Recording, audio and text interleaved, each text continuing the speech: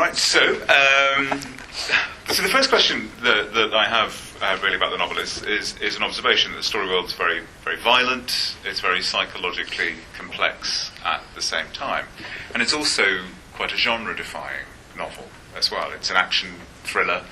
It clearly turns around a lot of geopolitical ideas. It's a psychological drama, it's a love story. It's also a world in which sex and sexuality are complex, they're unsentimentalized, but they're intimate, and where both gay and straight sexualities are treated as subtle, layered, and sedimented experiences.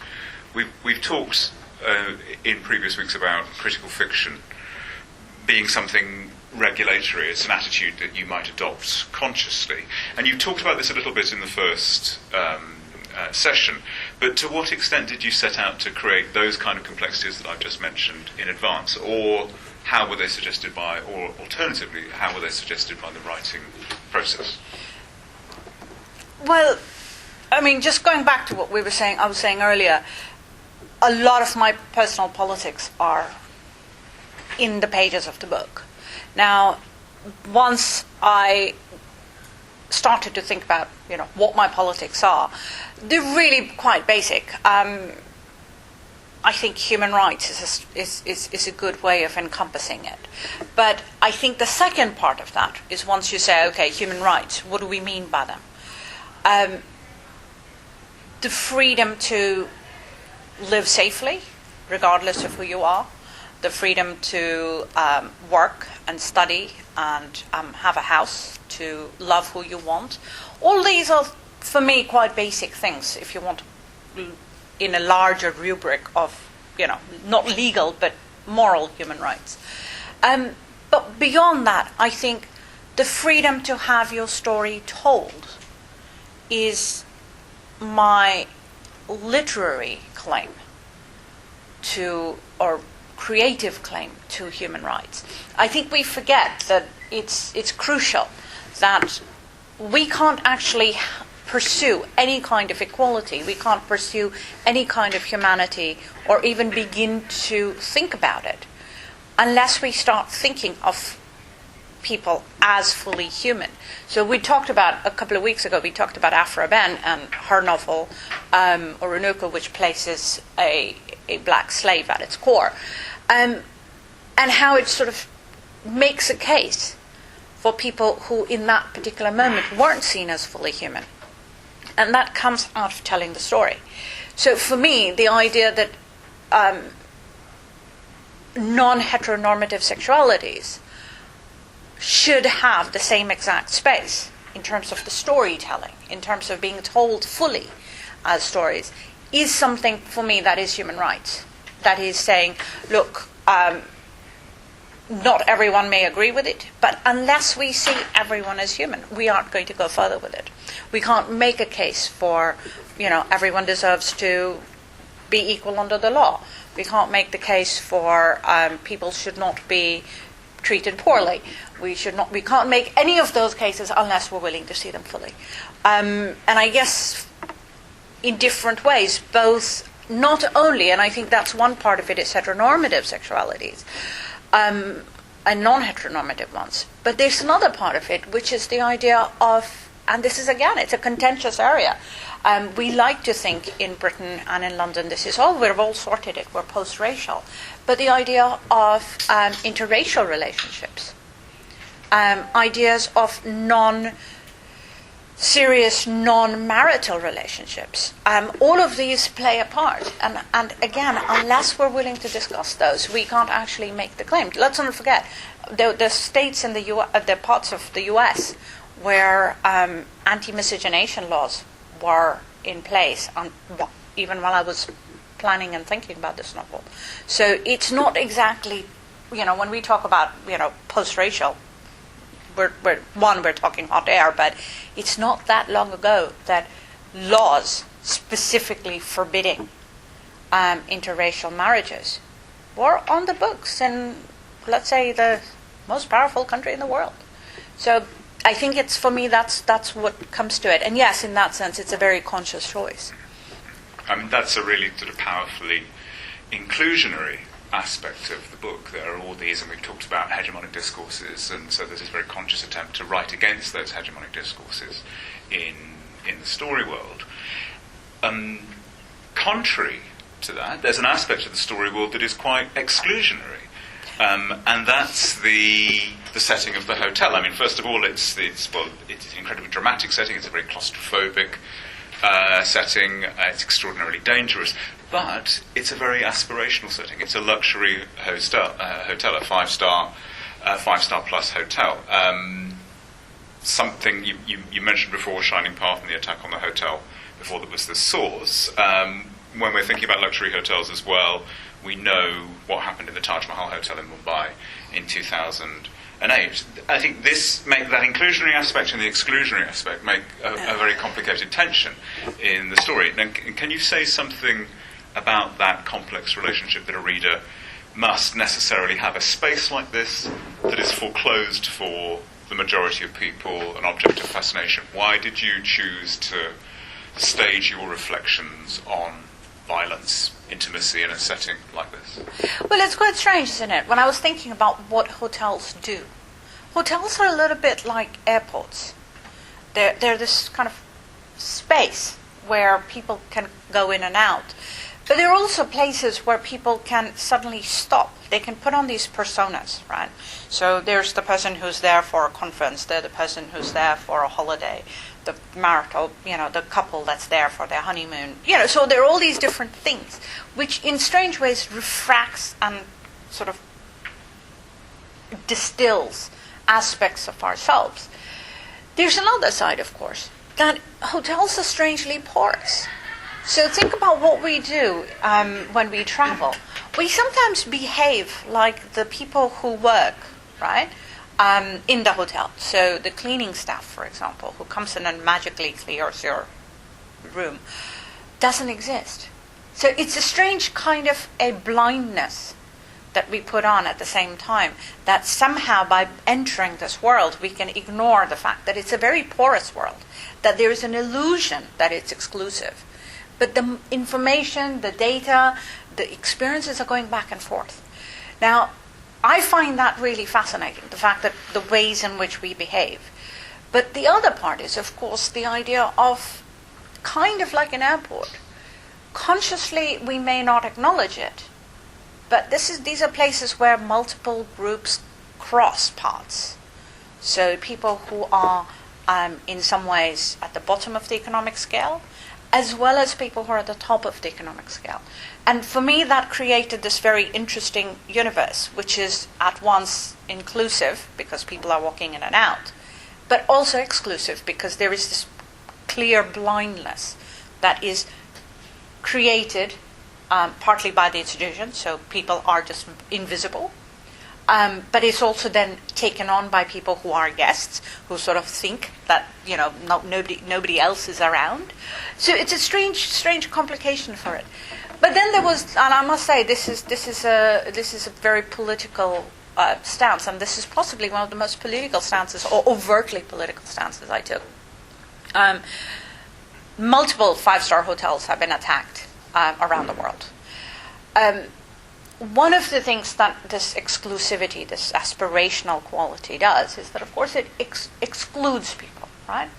Most of us don't go to the Ritz or, the Burj Khalifa or whatever, the Taj, just because we don't have that kind of money. So yes, it's aspirational. But it also has a dark side. There is also this sense that these places are safe, that wars and nasty things happen over there. It hits the people over there.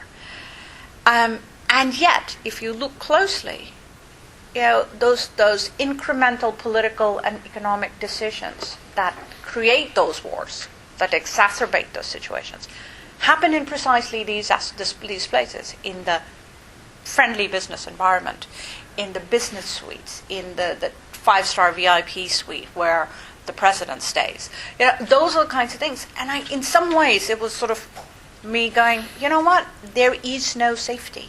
It comes home. There is no safe place, even in this gorgeous, extraordinary, exclusive world. The wars that you start and pay for and create over there eventually will come home. So I actually wanted to rupture it in that sense, and that's the simplest answer I can give you. It was this cry of rage. Yes, I mean, and it's interesting, isn't it? Because clearly, Sam is trading in that idea that this is a safe space. Yeah. She's coming from a war zone. This is the space where she can cut herself loose from the world, have whiskey, go to sleep, forget it all.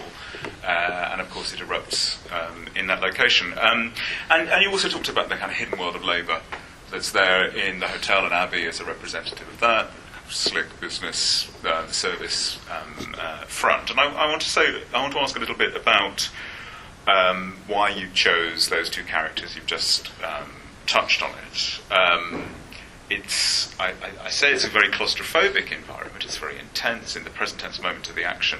There's a huge amount of drama going on, but you've also opened up the story and given it historical depth, because we get this interleaving of the two main characters' backstories.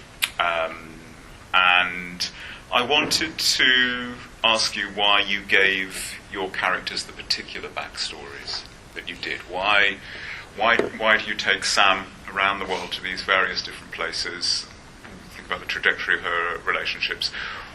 Why was it important to tell Abby's backstory, his relationship to his brother, to his father? And how do those backstories add the kind of depth you want to the relationship between Sam and Abby in the hotel?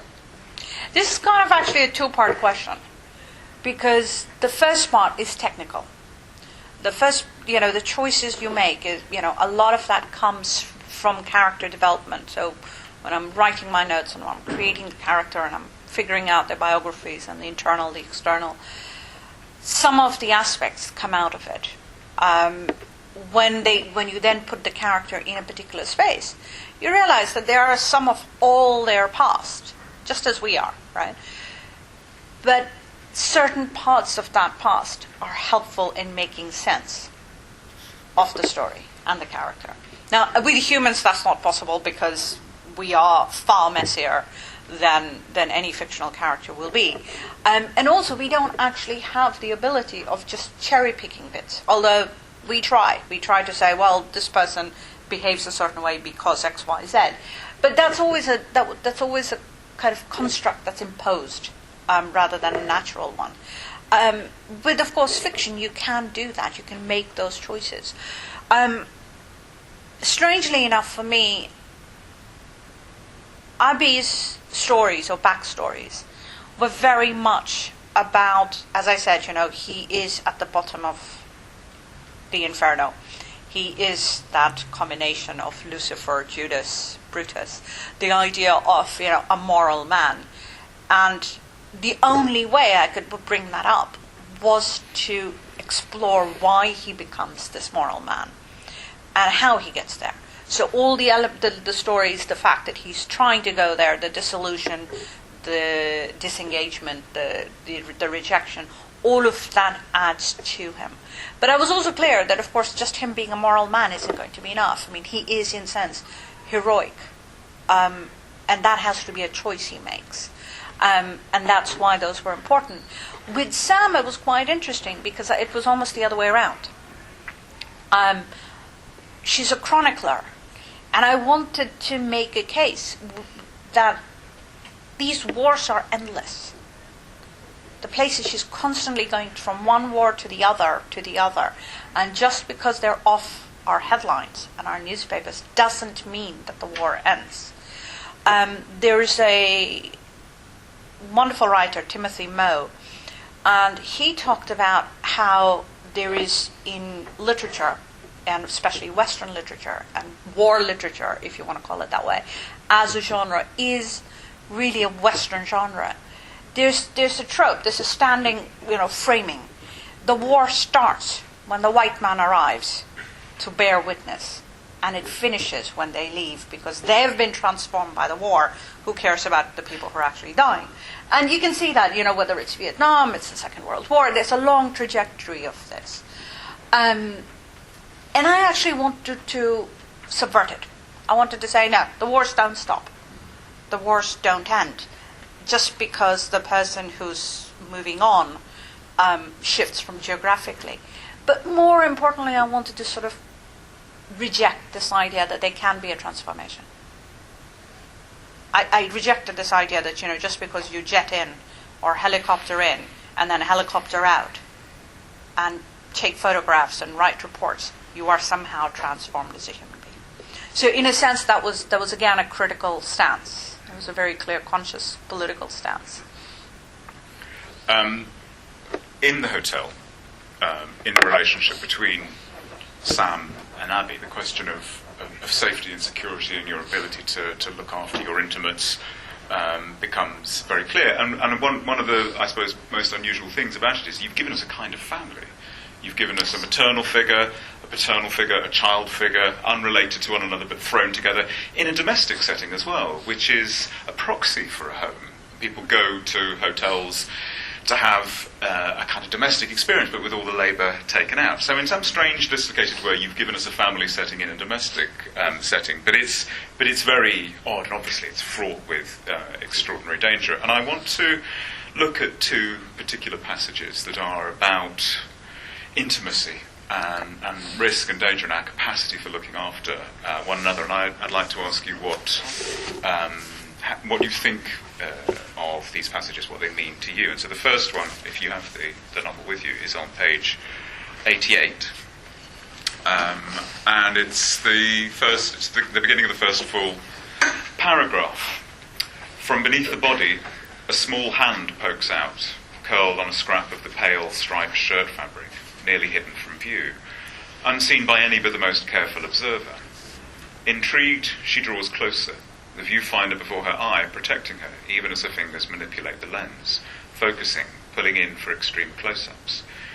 It isn't until many moments later, her curiosity fully aroused, that she pulls back a bit, uses the tip of her rubber-soled boot to gently push the corpse to one side. As the body slumps away, the end of the puzzle emerges. A child, small, tousled hair, lies half suffocated underneath. Despite herself, Sam feels a tug of sympathy for the man, likely the father, who has tried to protect his frail being but now lies whimpering. Careful to keep the viewfinder in place, Sam begins her retreat, the Maya continuing to frame the child's fragile face, letting it recede into the distance in slow motion. The whimpers have ceased, and she's grateful for the renewed silence. It isn't until she's about to turn away that the child suddenly opens his eyes to look straight into the Maya. Dark, hazel or brown, almond-shaped, full of fear and pain. His sudden movement sends Sam's finger juddering down, unconsciously, shooting off half a dozen shots before she can unclench her hand. "Mr. Fuzzy," he whispers. And the second section, which is related to this, is on page 135. And it's at the top of the page, 135, first full paragraph by the time.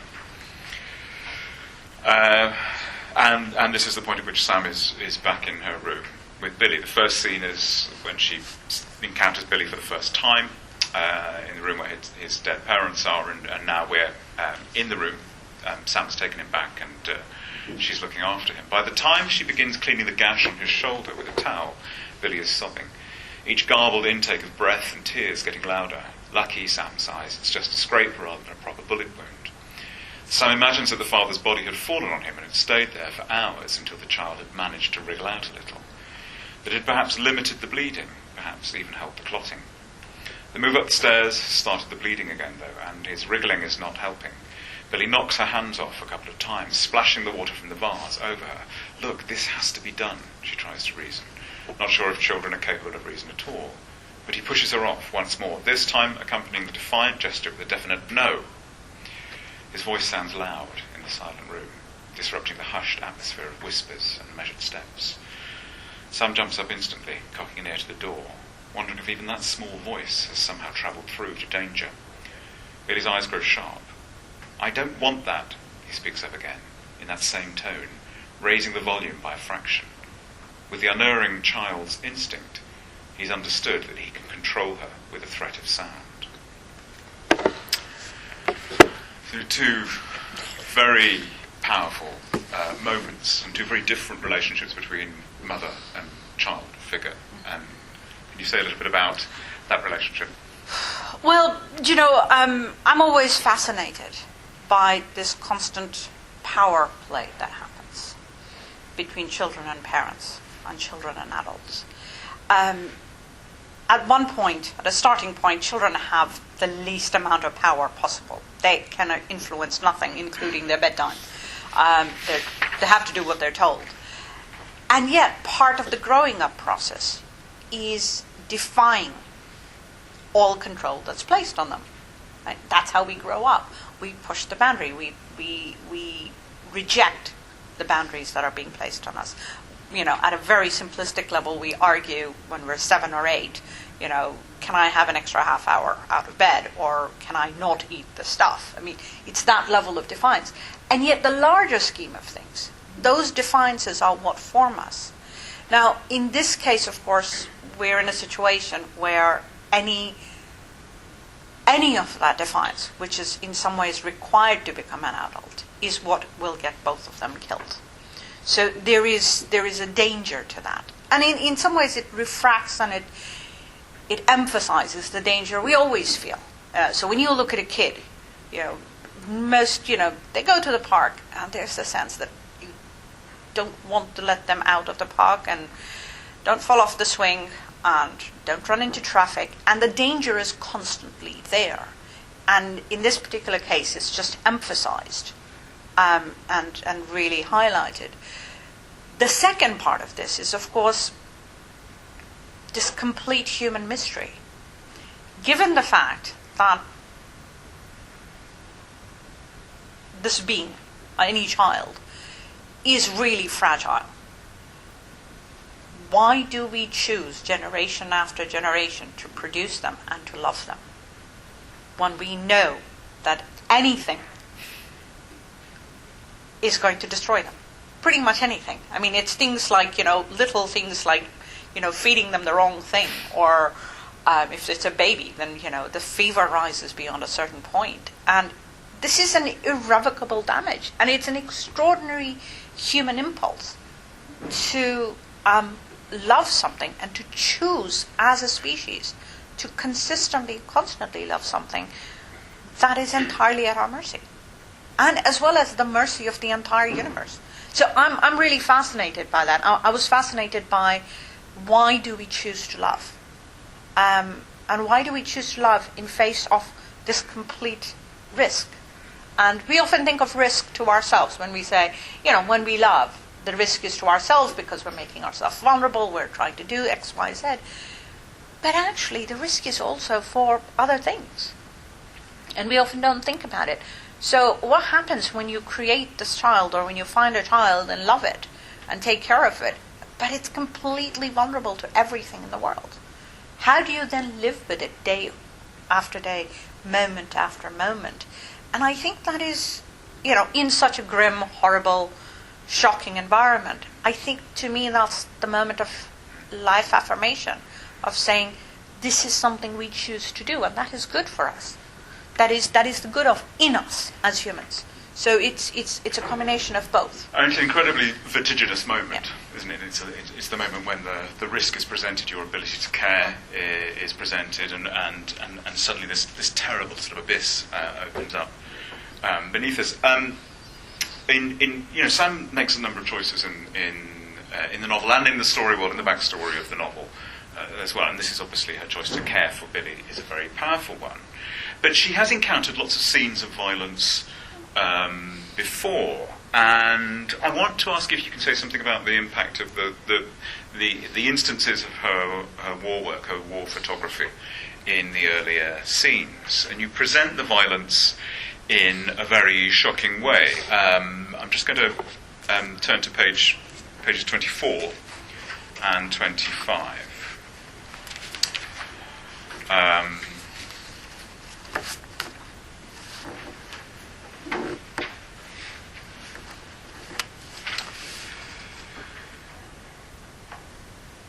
So in a section that is about 2/3 of the way down page 24, slowly, meticulously she'd moved through the mayhem unfolding before her, eventually choosing a particularly graceful soldier whose machete rose and fell with the elegance of a ballet dancer.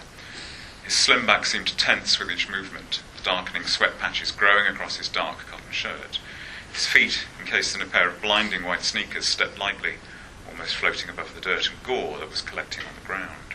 He was young, innocent almost, with a smooth baby face that lit up with joy and vitality. Perhaps because he was so alive, so energetic, she'd continued to shoot him through the night.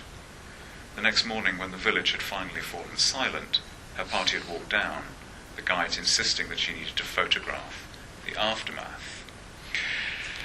And another section on page 75, this time again, backstory, a flashback to another instance where Sam is in a war zone taking photographs. So it's on page 75 at the top, first full paragraph. As Sam began to shoot, the woman knelt near the edge, her hands clutched against her full skirts.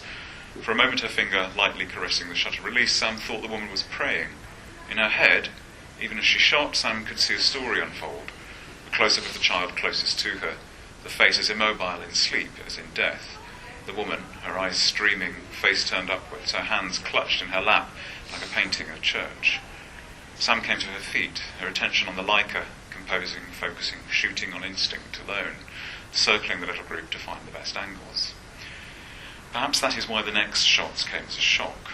Sam had not noticed that the woman held an old M57 clutched against her dark skirt, the dim steel blending into the ancient folds. Sam was still shooting when the woman raised the revolver to the children, firing twice at close range, first at the girl, then the boy.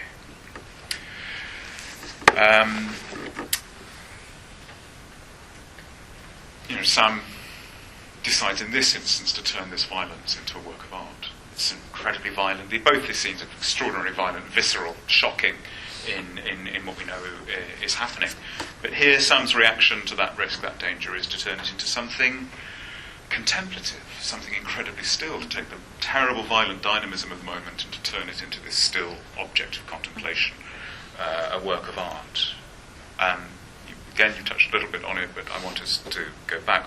Why did you want to make Sam a war photographer in this way? And why in particular? Because she has a very particular compositional choice about what she chooses to frame, the state of the victims, and so on. Why did you want her compositional choices for these photographic works to be the way they were? Well, there's a strange bit of information I'm going to share with you guys. Pretty much every photograph, except the last one that Sam takes, is a real photograph. And it's a real war photograph. That particular one, the M57, the one that happens in the Balkans, the second passage, is actually taken from a photograph by Margaret Bourke-White, and it shows a German woman with her two children who are asleep. And it doesn't give you the aftermath. But the backstory on that is that as the Nazis were losing, there were these decisions being made by people who were German and who had been in the Nazi areas. And there's the other one, again, it's from Sierra Leone. So there's all these different photographs, often by women photographers, strangely enough. I don't think there's a male war photographer whose work I've used here.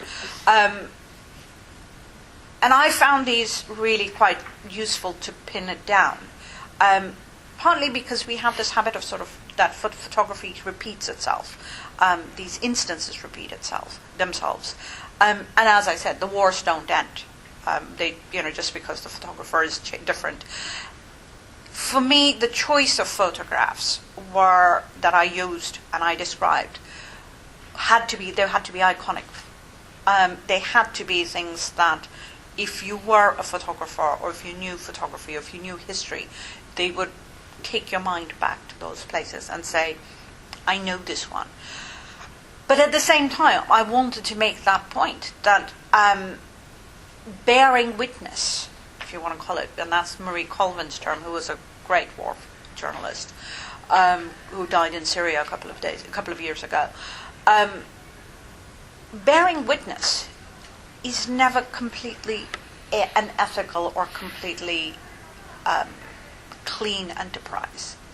That often, even as these photographs are being taken, there is a decision being made to intervene or not intervene. Some of you might know there was a photographer. There was a very famous photograph in the 80s of this child. I think it's Ethiopia, who's starving, and he's about near death, and it has a vulture that's waiting next to it to waiting till the child dies so it can feed on it. The photographer won an award for it. I mean, it's one of the most iconic photographs of the last 50 years. The photographer also committed suicide. And it was very much the sense of he never lived with the guilt of not having intervened. So there is this question of where does this idea of just bearing witness stop? When must you intervene? And I guess it goes back to the earlier question of choosing. So we choose to care. What is the price we're willing to pay for caring? How far are we willing to go? And, when we care for a child who is close to us, when we produce a child who's, ours, in some ways we are conditioned to care for it as a culture and as a species. But what happens when we have to make these choices because they aren't something we are necessarily conditioned to do? And then the choice becomes more fraught. So for me, for each photograph, those were the questions that I was trying to raise somewhere down the line. And I mean, that leads very neatly into the next question, which is about the risks that are associated with caring. And I want to look at another passage in the novel. And it was one of the most powerful moments in the book for me. And in a sense, it's incidental to the trajectory of the two stories, but I thought it was an absolutely extraordinary moment, and it's presented quite casually. And it involves Sam seeing a dead middle-aged couple in a room on the 11th floor, and it's on page 163, 164.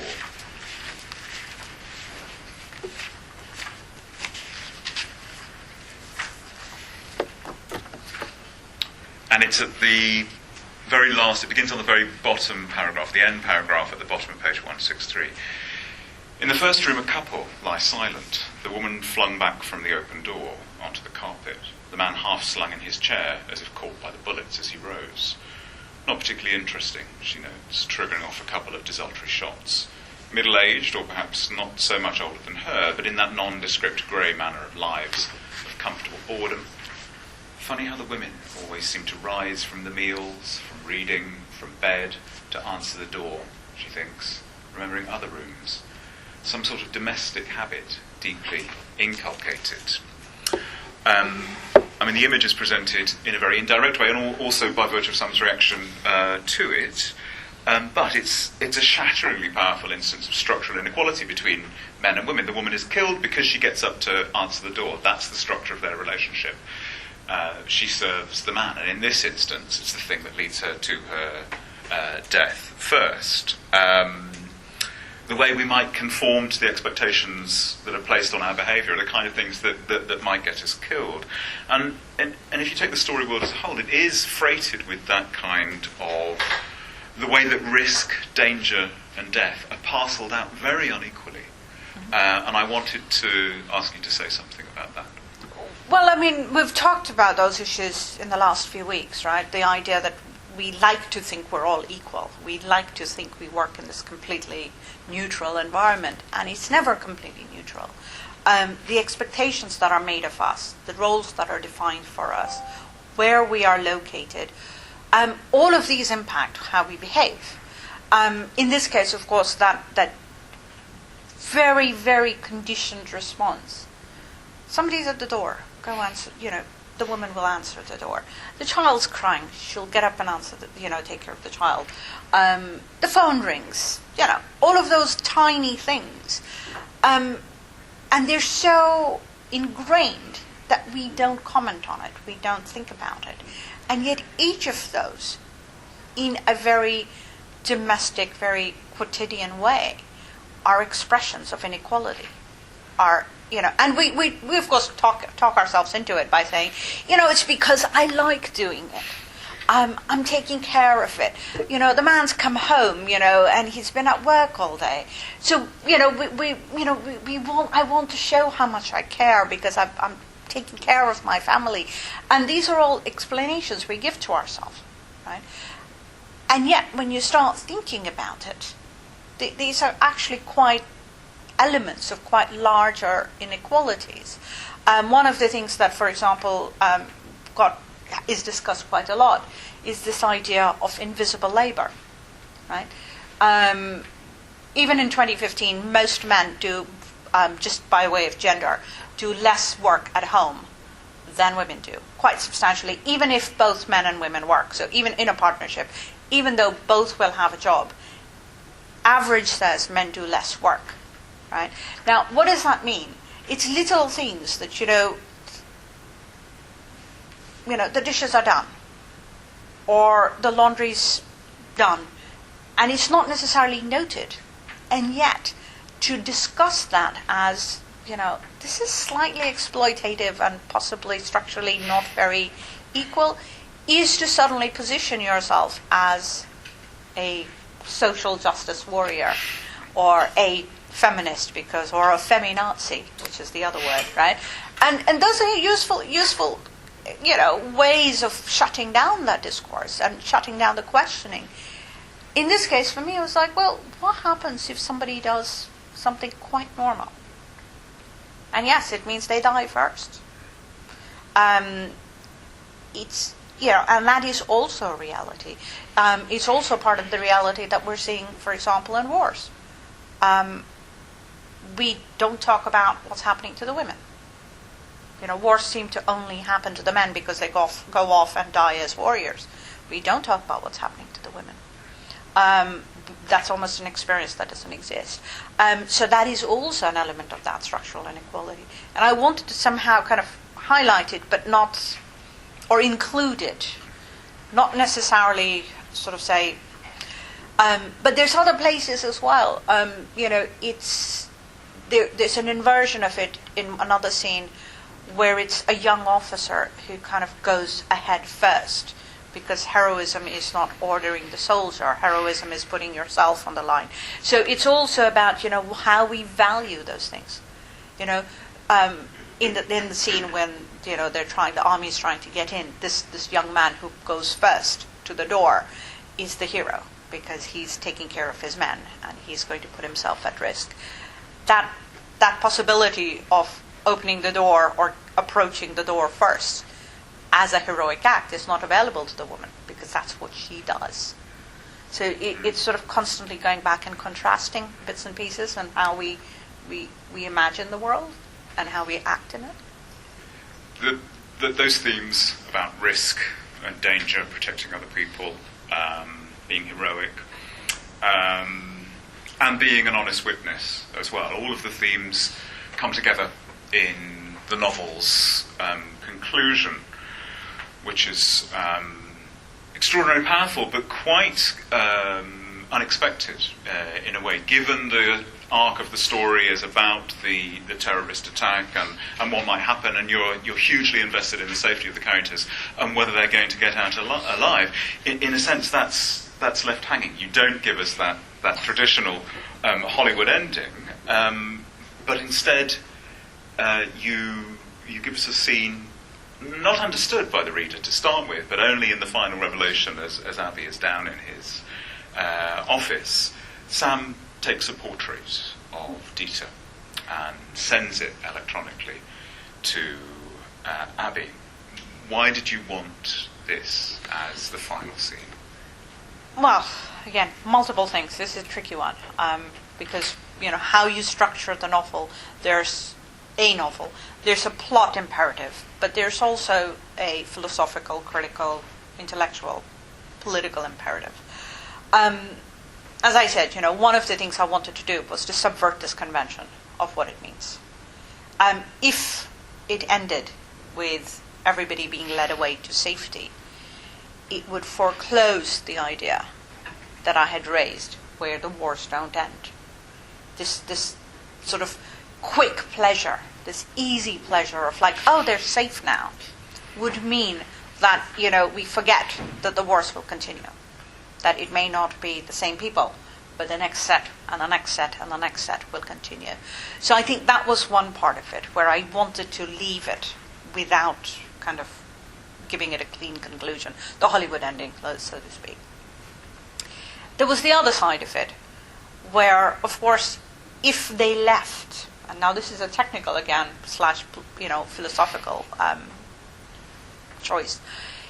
If the novel ended with everybody being led away to safety, it then opens up the possibility that Abby and Sam can meet. And the whole point of it is, if they're going to be in this hell, constantly locked in this intimacy, they can't meet, right? Back to Dante again.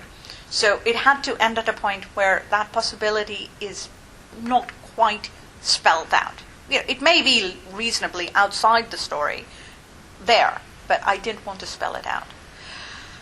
The third part was, I think, for me, which was a little bit more complicated, which was the idea of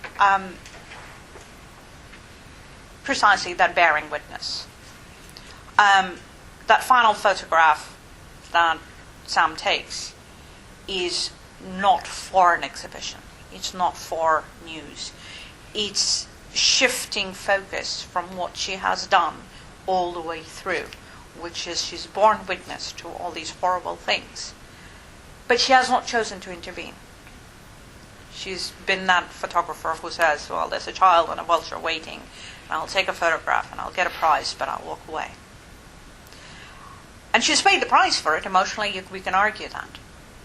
But she hasn't really borne witness to another human fully.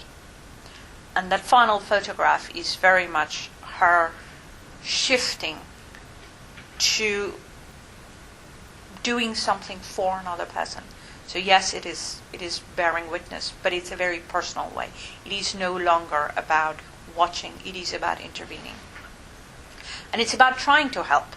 So it's a choice, again, it's that point of, we really said, do we care? How much do we care? What do we do when we care? How do we show it?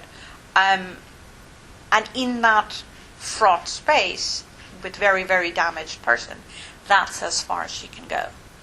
But I think it's necessary to kind of flag that up, because it then opens up possibilities that perhaps Sam didn't have, that there may be some redemption possible, if not necessarily available to her, because she's choosing to intervene. It comes with a cost, and it comes with great risk, but there may be a possibility. So that was my choice, and that was why I did it.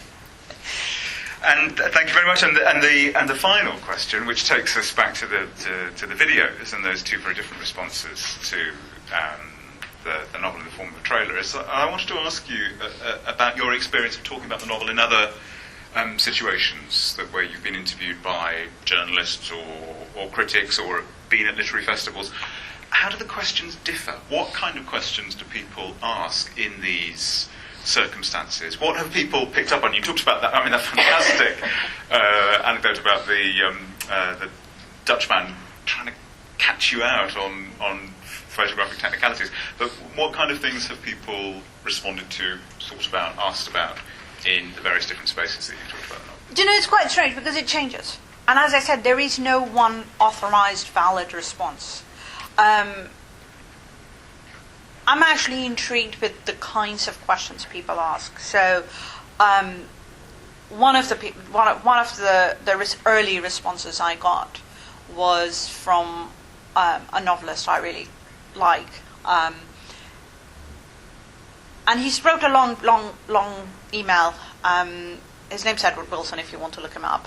He's really quite fascinating. And he said, I completely get Sam.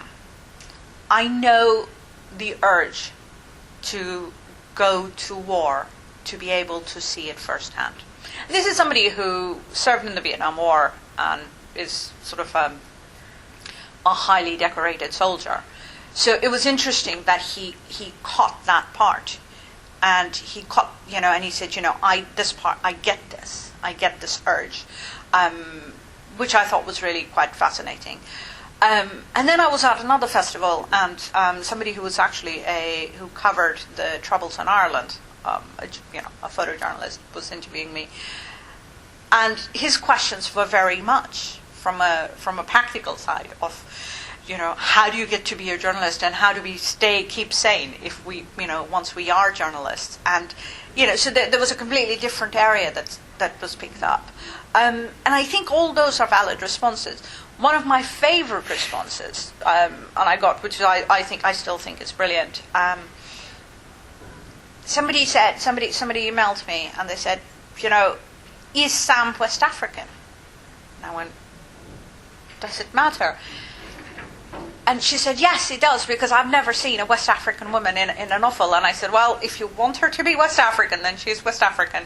And it was such a personal response, because it was somebody who's a journalist, works in a very small town, and she went, I want her because I see her as myself. And I was like, that's fine. I mean, that works for you, that works for you.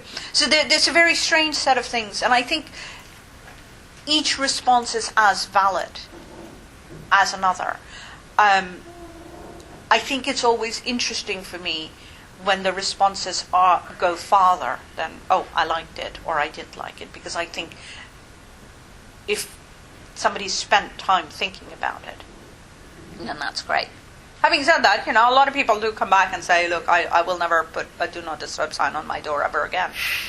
And that's a valid response. To be utterly terrified of do not disturb signs.